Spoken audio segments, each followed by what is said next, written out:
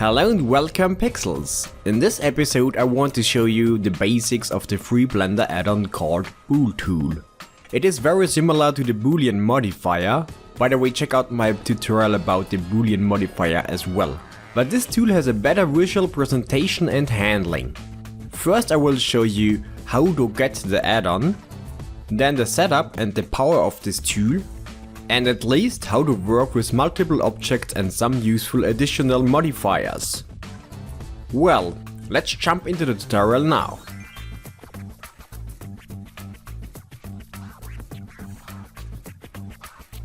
Basically, the Bool tool will be not enabled when you install Blender 2.8.2 for the first time.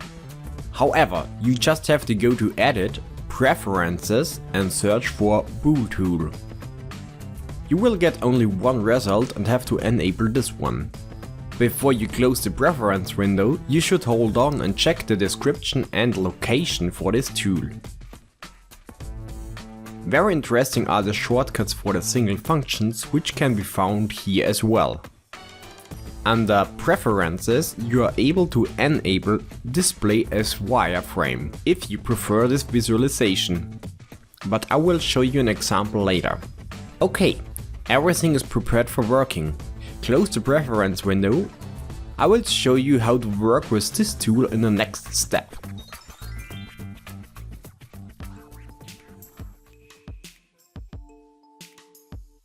As I mentioned before, the Bool tool is very similar to the boolean modifier.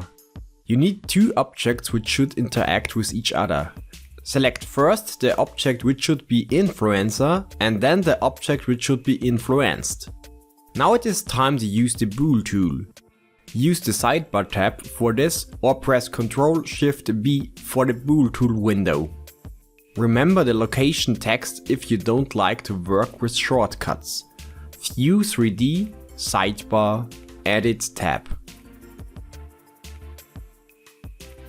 The window have two main categories: Auto Boolean and Brush Boolean.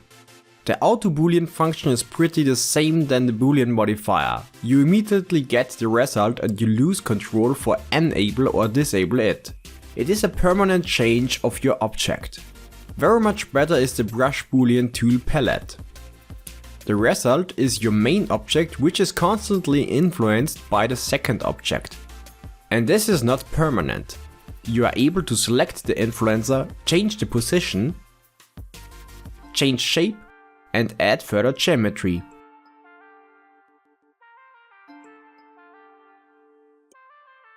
Here I have two examples of the visualization for the influencer which are mentioned before.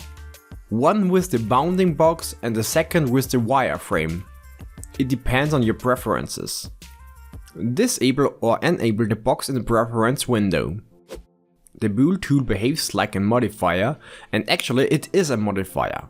Check out modifier properties and select your main object. Here you have a list of all influencers. Enable or disable them or apply them. You can do this as well in the side menu tab. I usually disable the show overlay menu if I want to check the object without any bounding box or wireframe.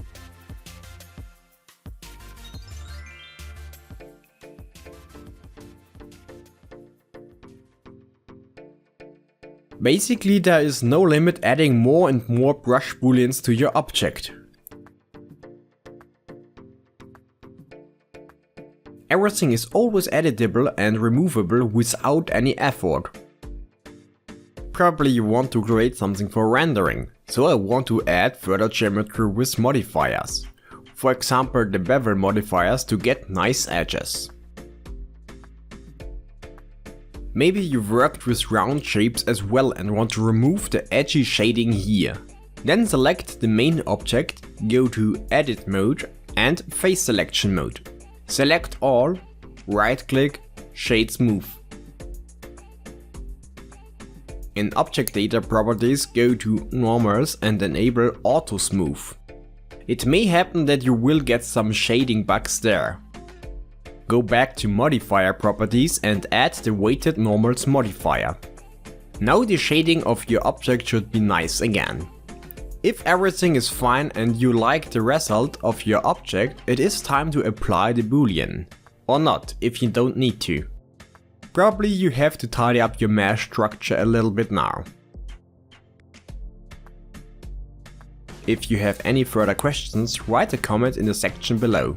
Thank you very much for watching. It would be very nice to give this video a like or subscribe to our YouTube channel for more game dev videos.